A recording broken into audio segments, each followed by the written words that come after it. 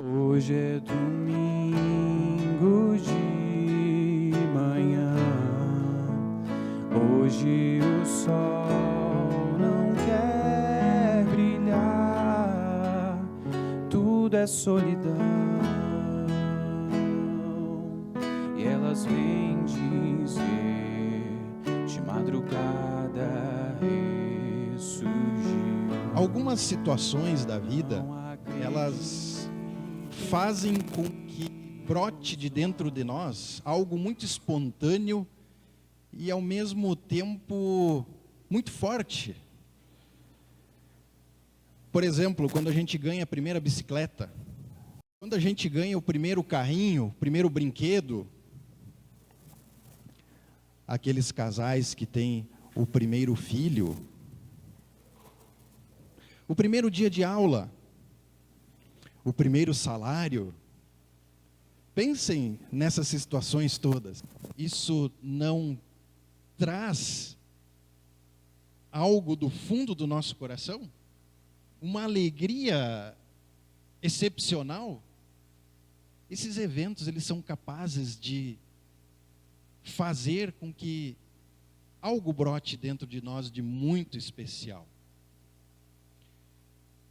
Mas aí depois a gente compra o segundo carro, a bicicleta estragou, já vem a outra. Depois de tantos primeiros dias de aula, as coisas já não são a mesma coisa. Depois de tantos salários, o salário já está comprometido mesmo. As coisas entram meio que numa rotina e a gente vai perdendo aquela alegria original.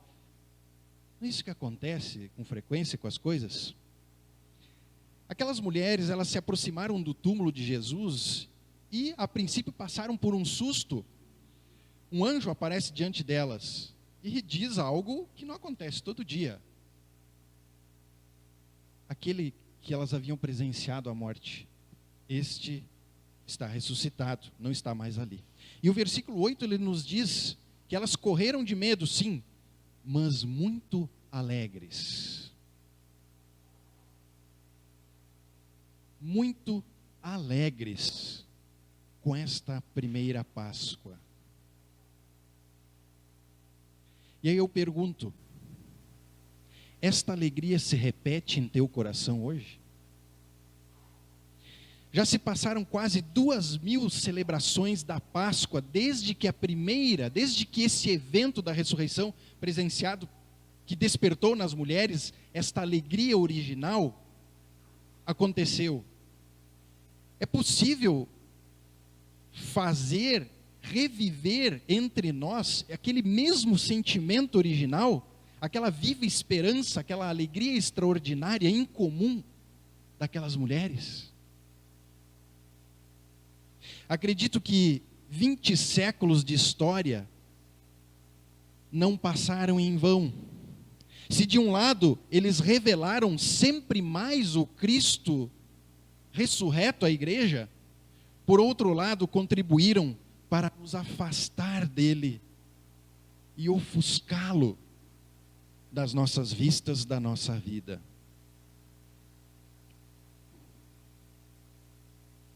Imagino como deve ter sido para o príncipe Frederico, o eleitor da Saxônia, receber das mãos de Lutero um dos primeiros exemplares da tradução que Lutero havia feito do Novo Testamento para o alemão popular. Imaginem, depois de mais de mil anos, alguém podia ler em sua própria língua os escritos bíblicos. Hoje, nós temos em casa não uma tradução, mas nós temos várias traduções. Será que a gente consegue ficar tão emocionado quanto o príncipe Frederico ao receber de Lutero esta tradução? Tudo se tornou tão rotineiro e automático no nosso relacionamento com Jesus. Os nossos sentimentos estão apagados. e acabamos por nos habituar com estas maravilhas. A pedra que ocultava Cristo naquela manhã era feita de rocha. Hoje, esta pedra é feita de conformismo, de memorizações, de hábitos e, portanto, de uma grande dose de indiferença quanto àquele acontecimento. E essa indiferença, ela precisa ser removida para que aquela viva esperança possa brotar de nossos corações novamente. E aquela alegria indizível, ela possa expressar. Por que perdemos aquela alegria? Aquele sentimento de ficar sem palavras, quando novamente nos deparamos com a Páscoa? Talvez uma pista. Uma delas é que a Páscoa e a esperança foram desligadas uma da outra. Páscoa e esperança são duas coisas que não podem ser separadas, não podem existir uma sem a outra, uma está contida na outra. E para isso, precisamos olhar para onde essa esperança começou. Desde o seu princípio, a Páscoa sempre apontou algo para que as pessoas pudessem ir em direção a. Nós lembramos aqui do Êxodo. Depois de mais de 400 anos, o povo de Israel era cativo no Egito. E Deus mandou os profetas, mandou esperança. E o povo se reuniu num rito pascual, celebrado à noite, de casa em casa, pelos hebreus. Naquela noite aconteceria também a 10ª praga. Era para eles matarem um cordeiro e sujar os batentes das portas com o sangue daquele cordeiro. E assim a 10ª praga, a morte, não passaria aos primogênitos hebreus. Ali começava então esta esperança, a esperança de vida. E eles foram então dormir pensando assim: amanhã o Senhor nos libertará dessa escravidão, amanhã nós estaremos de frente com o Mar Vermelho, amanhã nós estaremos em liberdade, e os nossos filhos nos perguntarão por que nos reunimos daqui 1000 anos neste dia. É porque o Senhor com poderosa mão nos libertou, nos salvou. Quando esta libertação chegou, ela deixou de ser esperada, pois agora ela virou realidade. Não é mais esperança, ela é real, é algo que aconteceu. Mas isso gerou outra esperança, a terra prometida, que uma vez conquistada, fez nascer outra esperança espiritual e mais profunda ainda. A aliança salvadora, a purificação dos pecados do ser humano. E esta esperança ou expectativa, ela se tornou ainda mais especial naquela quinta-feira, quando Jesus institui a Santa Ceia. Durante aquela ceia, Jesus satisfez aquela longa expectativa e disse: agora o sangue da nova aliança será derramado e estabelecerei uma nova e eterna aliança e que daria a remissão dos pecados, assim como os profetas haviam anunciado. Enfim, Jesus ali declaradamente anunciava que ele era o Cordeiro de Deus que tira o pecado do mundo. E assim nós percebemos que em todos os momentos em que a Páscoa era celebrada, sempre se lembrava uma perspectiva, sempre se direcionava os corações para algo que iria acontecer. Mas depois daquela quinta-feira, veio a sexta-feira santa. E aquela expectativa, aquela esperança foi por água abaixo. Porque os olhos dos discípulos e daquelas mulheres conseguiram ver apenas a morte de Jesus, aquilo que estava à frente deles.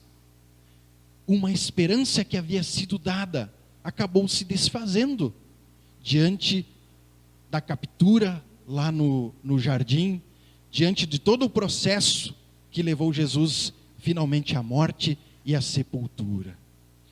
Uma esperança desfeita. Foi assim que os discípulos pensaram.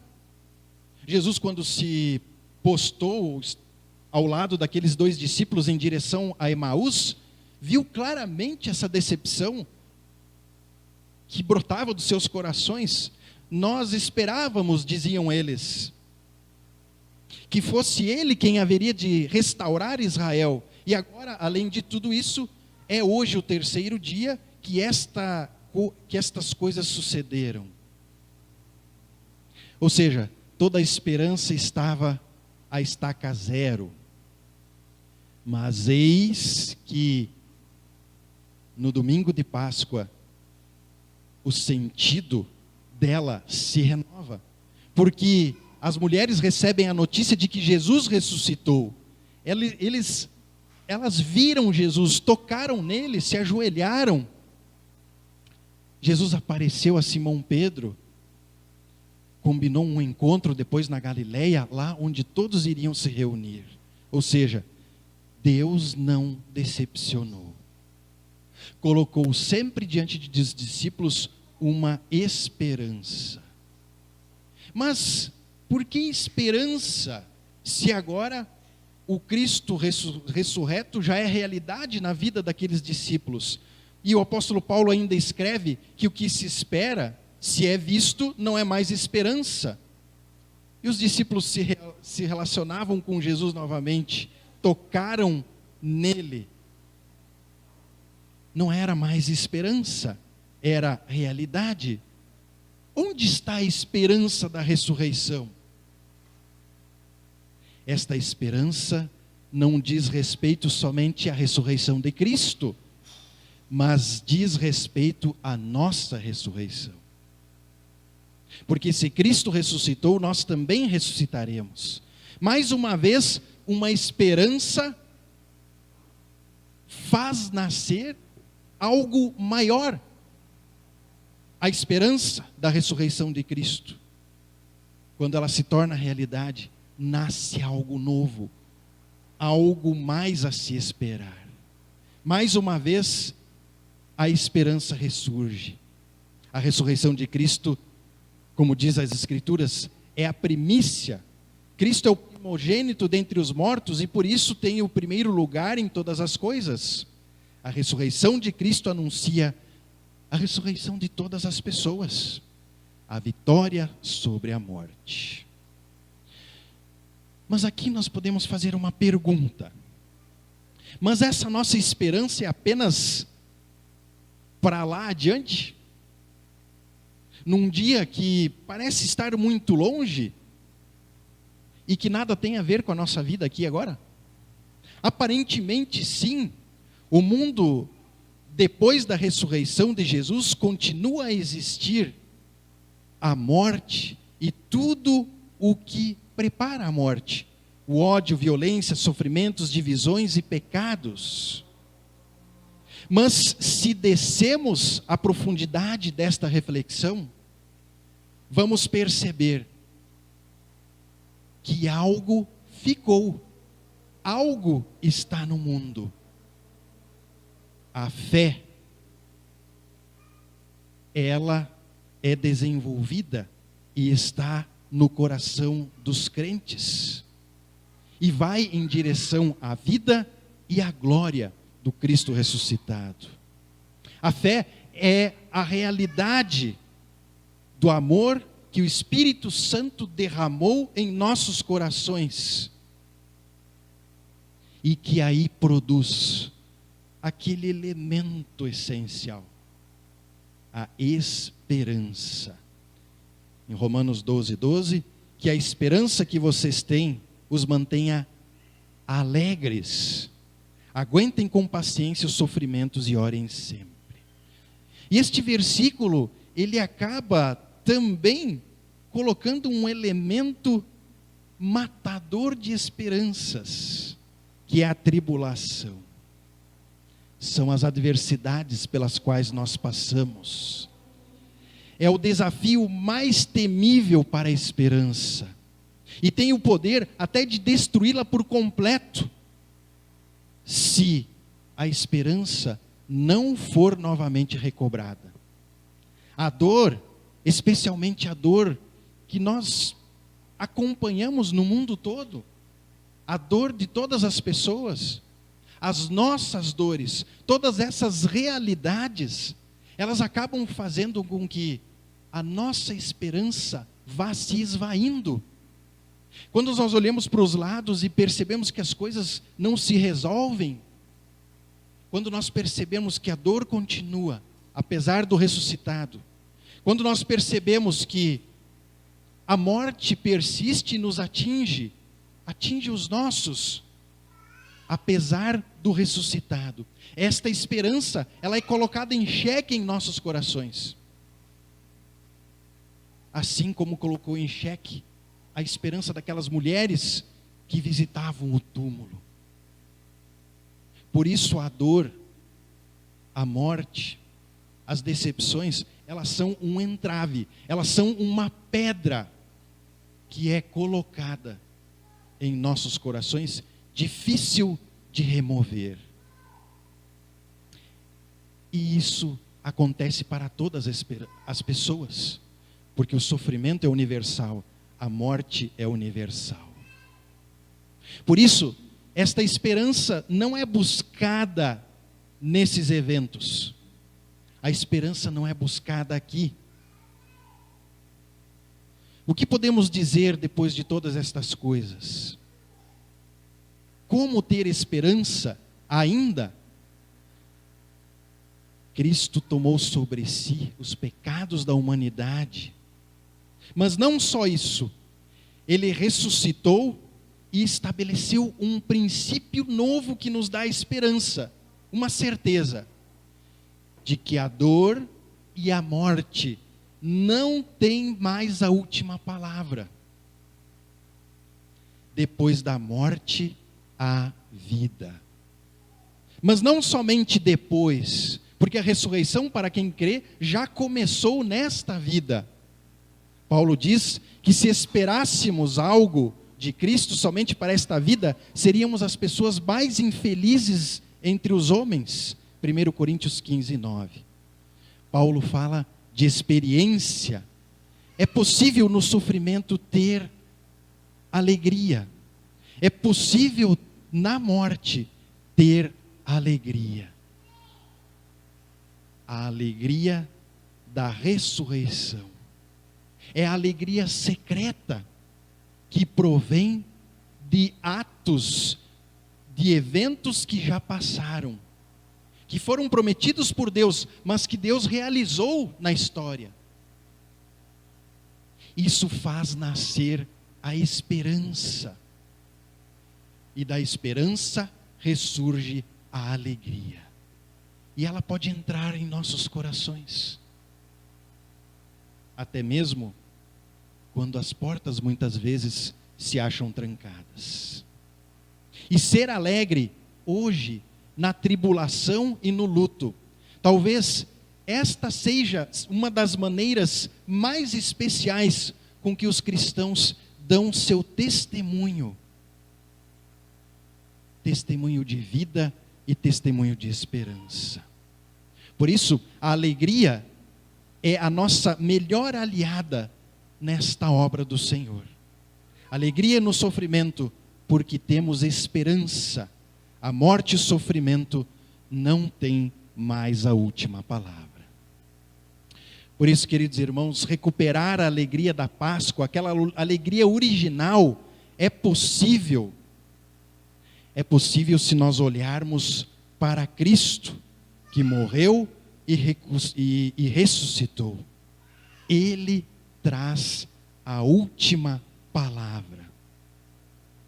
Ele traz a última palavra porque resolveu a nossa situação com sangue, A solução que ele trouxe envolve sangue. O seu sangue é o pagamento por todos os nossos pecados. Por isso, aonde ele está envolvido, há vida. Ele é a última palavra. Que Deus abençoe esta certeza e esta fé em nossos corações. Amém.